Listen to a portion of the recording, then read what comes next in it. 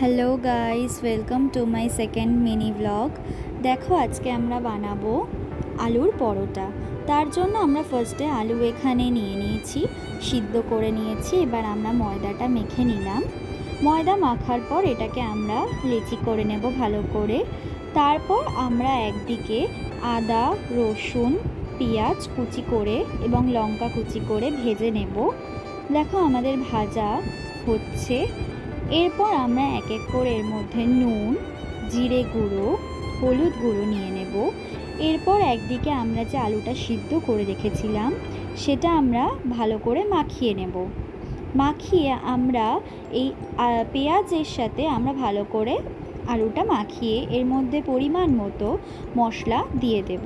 এর মধ্যে জিরে গুঁড়ো, হলুদ গুঁড়ো, ধনে গুঁড়ো, নুন, স্বাদ মতো চিনি আমরা দিয়ে ভালো করে দেখো আলুটা তৈরি করে নিয়েছি।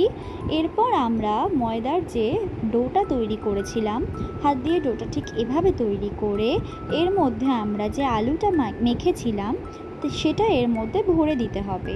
তারপর এটাকে সুন্দর করে ভালো করে বেলে তারপর আমরা ভাজতে পারবো আলুটাকে।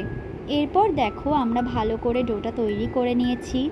এরপর আমরা এক এক করে এরকমভাবে 4টে ডো বানিয়ে নিলাম। এরপর আমরা এটা ভাজতে পারবো। এরপর দেখো, আমরা 4টে ডো তৈরি করার পর এটা ভেজে নিলাম।